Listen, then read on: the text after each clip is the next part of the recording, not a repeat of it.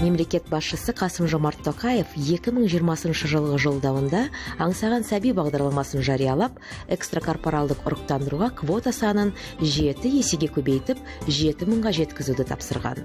Бүгінде еліміздің 9 өңірінде 19 медициналық ұйым экстракорпоралдык ұрықтандыру қызметін ұсынады. Армысыздар, құрметті көрермендер.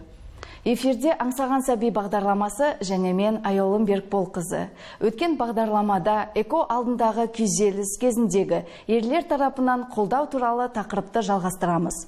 Эфирде қонақтарымыз, психолог маманымыз Назгүл Рүстем қызы және аңсаған сәби бағдарламасы арқылы сәби сүйіп отырған емделушімнің жұбайы Мейірлан мырза. Қош келдіңіздер.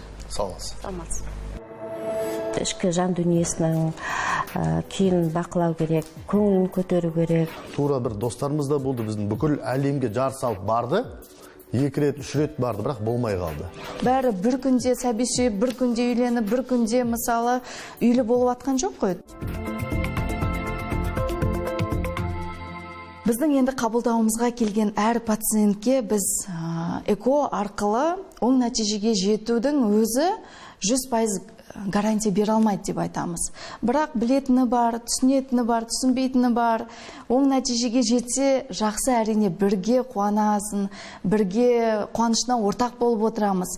Ал егер теріс нәтиже, енді оны жасыратын емес қой, теріс нәтиже болған кезде қалай ондай күйзелістен арылу керек? Сол жағын айтып берсеңіз. Ондай емделушілер келеді.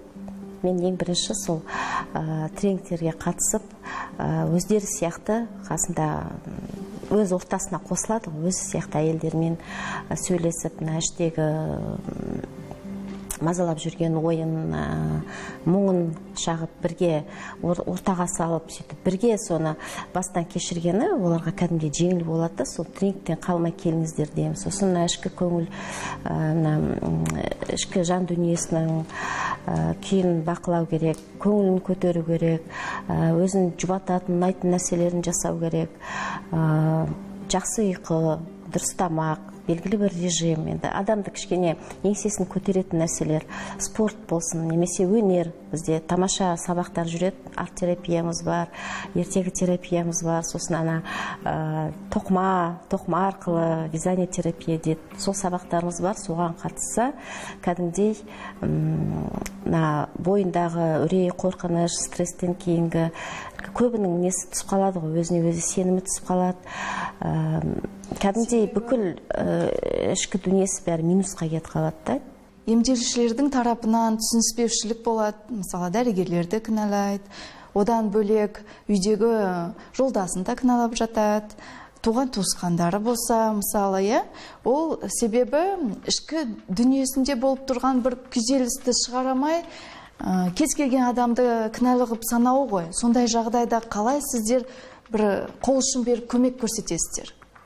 Жұмыстың бәрі соған негізделген деп айтсам артық болмайды. Басты жұмысыңыз сол. Иә, өйткені көбі сондай келеді, енді жартысынан көбі сондай деп ойлаймын. Өйткені мына сәтсіздік адамды бір неге ұшыратады ғой. Мінді өзінен іздемейді, мысалға, жауапкершілік алғысы келмейді өзіне. Көбінде сырттан біреуді кінәлап, сырттан себептің бәрі сырттан іздейді. Ең бірінші мына тренингтерде көтерілетін мәселе осы жағдайға, осы өмірлік жағдайға саналы түрде қарау. Саналы түрде дегеннің мағынасы жауапкершілікті, бүкіл жауапкершілікті өз басына, өз мойнына алу. Мен әр тренингте айтатын сол. Сіздер ойламаңыздар, бұл жерде тек қана бедеулікке қатысты, бала көтере алмай жүрген проблемаңызға қатысты мәселеңізді шешесіздер деп. Саналы өмір сүре бастаған адам өмірінің барлық салаларын реттеп шығады кейін. Яғни психолог маман болғаннан кейін жан-жақты қарастырасыз ғой. Иә. Бұл үлкен бір күйзеліс проблемасын сол мезетте шешуге тырысасыз. Дұрыс қой, иә? Иә. Сосын бір қызығы сөйтіп өзгере бастайды ғой. Сол жаңа көзқарас қалыптасады адамда. Жауапкершілік өз мойнына алғаннан кейін дәрігер де кінәлауды қояды. Өйткені басында сондай әңгімелер көп еститін, қазір басқаша сөйлейтін болды әйелдеріміз. Дәрігердің де кінәсі жоқ қой. Жолдас бәрін түсіне бастайды, ата-енесін түсіне бастайды. Баяғыдан бала шағалы болып кеткен достарымен араласпай кетеді ғой. Көбінде солай оқшауланып қалады мұндай әйелдер. Жұмыста да себебі жора жолдастарға барсақ, қонаққа барсақ деп айтады ғой. Әркімнің өзінің тағдыры, әркімнің өзінің уақыты болады сәби сүйетін. Сондықтан ол бәріне бірдей тиесілі емес қой бұл. Бәрі бір күнде сәби сүйіп, бір күнде үйленіп, бір күнде мысалы үйлі болып атқан жоқ қой. Тура солай. Әркімнің өзінің мақсаты, бағыт, бағдары болады. Біреуге ерте берсе, біреуге қинап 10 жылдан кейін береді. Бірақ түбінде жеңіске жетіп, сол сәбилі болу ғой, қорытындысы деп бізде енді жан жақты оны еңсесін көтеру ғой. Себебі күйзеліске түскен адамның кішкене түрі басқаша болады, өзіңіз білесіз. Түр әлпеті, көңіл күйі, көз қарасы, жанары сөніп, сеткеледі, мұңайып, екі сенімі болмайды. Сөйлегенде де кішкене өзінде сенімділік кішкене төмендеп тұрады. Ондай жағдайда жолдастары, күйеулері үлкен бір қолдау көрсетсе дейміз. Мейірлан Қарин жұбайы екеуі отау құрып далалы болғаннан соң 16 жылдан кейін екінші сәбиге экстракорпоралдық ұрықтандыру арқылы қол жеткізіп, бүгінде Айкүміс есімді қыз сүйіп отырған бақытты әке. Мейірлан мырза, сіз айтсаңыз, қалай сіз қолдау көрсеттіңіз? Немесе сізге Баян бір ретте болса айтты ма?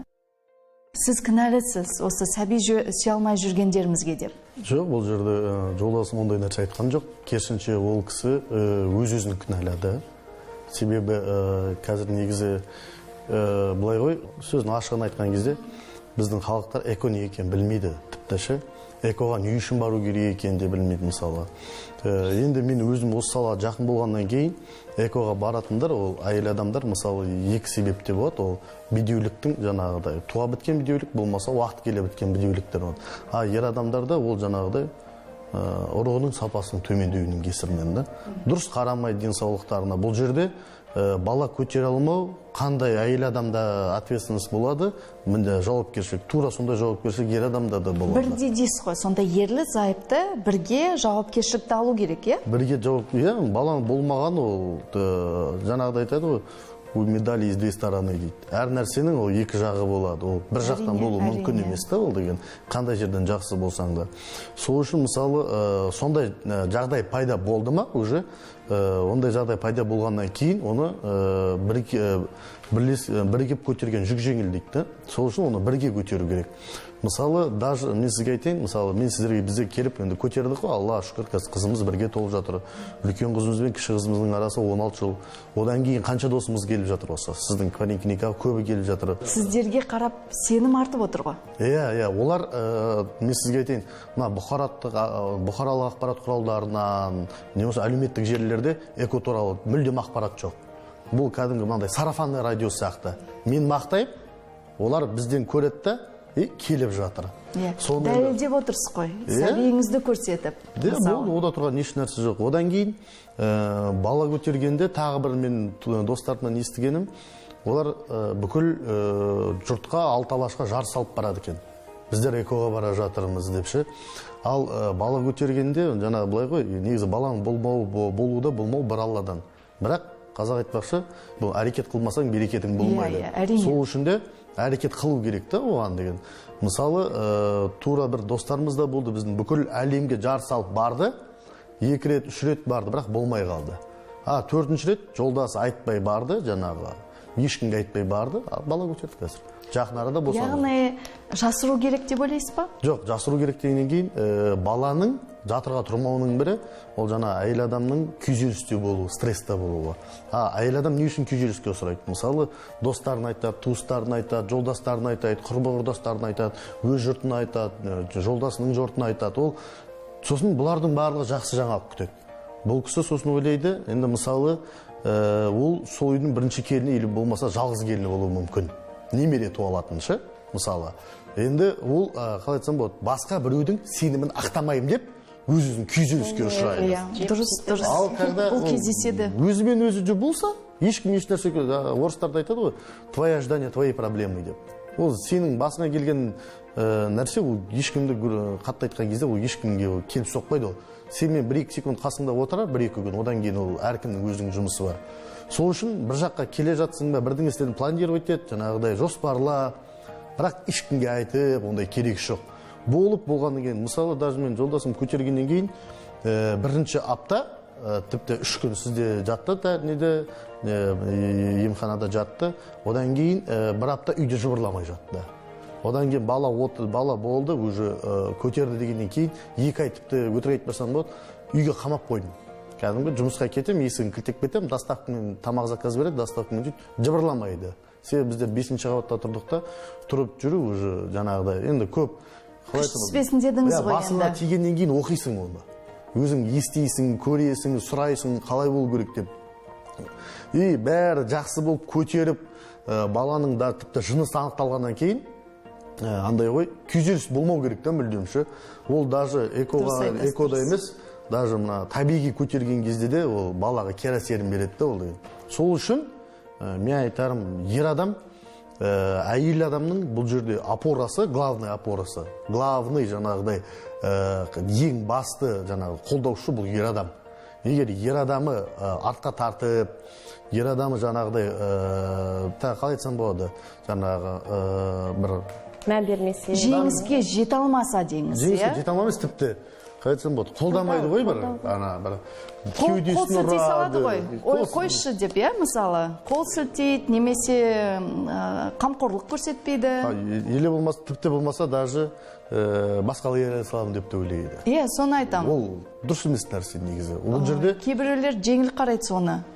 Тіпті кейбір еркектер психологқа барғанда, ол еркектікке жатпайды. Еркектік біздің жағдайымызды түсіреді дейді. Мен психологқа барсам дейді, тіпті көрінсем, бұл қалай айтсам болады. Бір әлсіздіктің белгісі деп ойлайды. Көбінде солай. Яғни көп білім емес, білім бар ғой, бірақ көз жетпеген, дұрыс түсінбеген да әлі. Соны бір дұрыс түсіне білсе, сондай болса жақсы барады. Баян ханымды және біздің Айкөміз қызымызды ортаға шақырамыз. Бақыт деген осы ғой. Осы кішкентай ғана сәби үшін, балаларымыз үшін, осы дені сау ұрпағымыз үшін эко неге жасамасқа?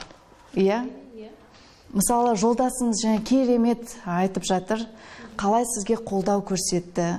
Бірақ біз экодан кейін жүріп тұрса, жұмыс істеуге, егер ешқандай да қауіп төнбесе, яғни жұмыс істей беруге болады, жүруге болады деп айтамыз енді, Бұл сіздің жолдасыңыздың тарапынан бір үлкен қолдау ғой. Қамқорлық танытып, осы сәбиіміз өссін, 9 айына дейін жүктілігі жұбайымның жақсы жүргізсін деп, дені сау сәби дүниеге келсін деп, сондай үлкен мақсатпен өзінің күшті мотивациясы болып тұр ғой.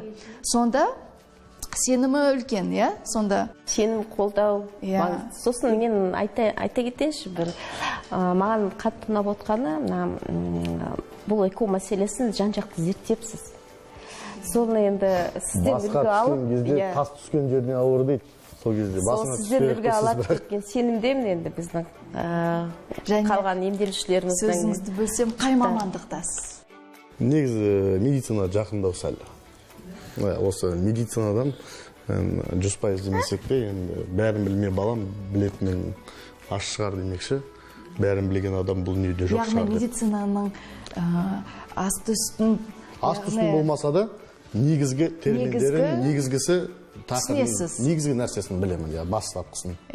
Жоқ, бұл жерде түсінбеген өзінде ізденіс тұр ғой. Өзінің проблемасын, яғни асты ішкі дүниесін ақтарып, оны іздеп, оның шешімін табып, емін табып, енді бұл үлкен еңбек, ерлі зайыптының бірге атқарған еңбегі. Сіздерге қошемет білдірсек те болады. Себебі 16 жылды шыдамай қанша ерлі зайыптылар ажырасуға дейін барып жатқанына біздің көзіміз жетіп жатыр ғой қазір.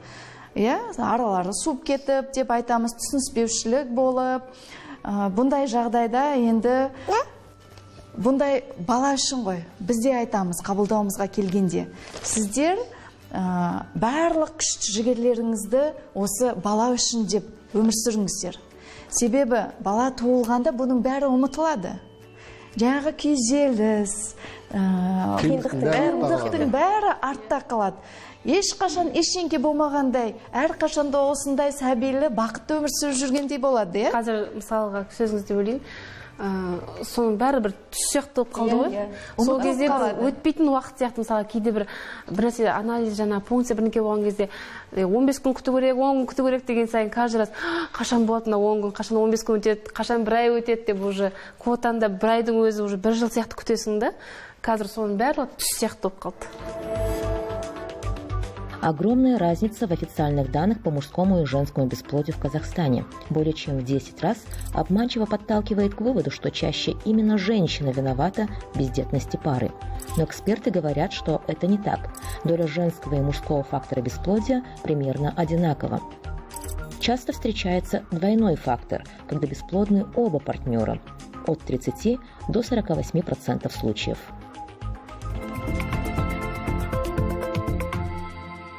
Жолдасым көп жерге барды осы. Алматы қаласының өзінде де көп клиникаларға барды. Қалай айтсам болады, сервис дейді ғой, көп нәрсесі ұнамады. Бұл кісінің енді өзінің сәл-пәл, қалай айтсам болады, мінезі бар, көп нәрсені ұната бермейді негізі. Сол осы сіздерге барған күннен бастап, білмеймін енді не үшін екенше, бірақ осы жерде емделем болды деді жаңағы. Отаны да сіздерде жасатты, эконы да сіздерге жасатты. Осы жерде қаламыз. Енді сол жаңа мен айтып әңгіменің басында айтпашы, жан-жақтан келетін достарымызға осы жерде айтамыз. Сіздердің жолдарыңызды берсін, бәрі сәбилі, бөпелі болсын. Себебі біз үшін де мәртебе ғой. Алғыс алып, осындай балапандарымызды көріп, сіз біздің да мамамызсыз деп әкеп жатады ғой. Балаңызды мен алдыма отырыс қойып, мысалы, бұл деген енді өзіңнің істеп отырған жұмысыңның жемісі. Атқарып отырған жұмысыңның, өзіңнің сүйікті, жақсы көріп отырған ісіңнен оң нәтиже алу деген ол дәрігер болсын, жоқ мұғалім болсын, ол кез келген мамандыққа керемет сондай мотивация береді ғой, әрі қарай одан бетер күшті жұмыс істесем екен. Енді 100% эко нәтиже көрсетпесе де 70-80%-ға дейін көтеріп кетсе екен деп тілеп отырасың ғой. Әмбе келген пациенттерге біз өз жағымызда мотивация берсек, психолог мамандарымыз, мысалы, ерлерді өте қиын жіберуге. Мысалы, ерлі зайыптарды бірге жіберсек, түсінбей қалады бізді. Бізде психикалық ауытқуымыз жоқ. Не үшін барамыз деп, кейде ренжіп қалатын да кездері болады. Ол шындық. Біздің басты мақсатымыз енді ерлі зайыптыларға оң нәтиже беріп, үйлеріне бала алып келу, барлығына көмектесуге тырысамыз. Ер азамат болсын, әйел азамат болсын, біздің клиникада ол барлығын бөліп жарып қарамайды. Ерлі зайыптылар ол екеуі бір цельный организм деп қараймыз. Қай жақтан проблема басымдау, сол проблеманы шешуге тырысамыз. Айгүл ханым, сізге бір сұрақ қой кетейін де қазір. Жаңа айтып жатыр қой, эко жасатамыз деп ше. Сіздің емделушілеріңіздің басым бөлігі, мысалы, ауылдан келе ме? Мысалы, өзімізді ауылдан шыққанбыз ғой кезінде. Ауыл аймақтан келе ме, әлде қаладан көп келе ме сізге негізі? Негізі қаладан көп келет, басымырақ десек те болады. Себебі ауылда аймақтардан да келет, бірақ кішкене аздау. Себебі ақпарат жетіспейді, қаражат жетіспейді. Және одан бөлек ерлер тарапынан қолдау аз. Мысалы, гинеколог маманға өте сирек қаралады. Ауылды жерлерде ондай мамандар дефицит қой енді. Баратыны бар, емделетіні бар, қазақи емге көп жүгінетіні бар ауылды жерлерде. Мысалы, репродуктолог, дәрігер кім екенін де білмейтін. Ондай дәрігер бар ғой, ондай емдеушілер бар. Репродуктолог кім екенін білмейді. Уролог, андрологқа бармайтын ерлі зайыптылар бар, мысалы. Өз тарапынан жеке емделіп, профилактика ретінде қаралуға, мысалы, ондайды жат көрінеді. Менің денім сау дейді. сенде барлық проблема деп, мысалы әйелінен көре салатындарда аз емес қой 90%. қазір. Иә? 90%. Сондай, ол бұрын болатын. Қазір 3-4 жыл, 5 жылдай болып қалды. Біз жеке әр дәрігер ауыл жаққа барамыз. Аймақтарға шығасыздар, иә, Ақтау, Атырау, Талдықорған, мысалы Алматы облысы, Жаркент дейміз. Барлық аймақтарға тегін кеңес жүргіземіз. Соның арқасында қазір ауылдан, аймақтардан, жан-жақты бүткіл Қазақстан елі біліп жатыр десек те болады қазіргі таңда. Енді ақшасы көп деп айта алмас едім мен. Мысалы біздің өзіміз жаңа аңсаған сәби бағдарламасы бойынша жасадық. Бұл жерде эконың өзі тура тегін барлығы. Енді бұл жерде сәл-пәл ақша жаңағыдай анализіңе кетеді. Жаңа 1-2 күн жаңа больницада жолдасымның қаралғанына кетеді. Көріп жүрмін, байқап жүрмін жан-жақтан ше. Бала болмағаннан кейін ажырасады, ұрысады. Одан кейін жаңағыдай 2 жастың арасына жындағана түседі деп көп адамдар түседі, туғандар түседі, туысқандары түсінеді. Жаңағы әйел жағынан да түсініп жатыр, еркек жағы. Біз жолдасым екеуміздің басымызда өтіп болған ол деген. Уже өтеп, қалай айтсам болады сізге? Қазір жасырмай айтып отырмыз деңіз. Иә, ол қалай айтсам болады? Біздің оқиғамызды Қазақстан бәрі демесем де көп біледі бізді. Балаларыңыз экодан туылған сәби екенінде ешкімнен жасырмайсыздар. Себебі бұл, ол экодан туылғанда да ол менің бір тамшы суым мен әйелімнің бір тамшы суынан туылды ғой, ол басқа бір жақтан күлге алған жоқ. Соны түсінбейді ғой. Соны көбісі түсінбейді. Басқа ұрықты салып жібереді. Жоқ, біздің ол аталық ұрық емес шығар деп, мысалы, кішкене сенімсіздік білдіріп жатады. Экодан кейін онда ДНК тестін жасасын. Күйзеліске ешқашан түспеңіздер. Міндетті түрде сәбилі боласыздар. Тек қана өздеріңізге сенімді болыңыздар. Осы тақырыпты келесі бағдарламада жалғастырамыз. Кездескенше сау болыңыздар.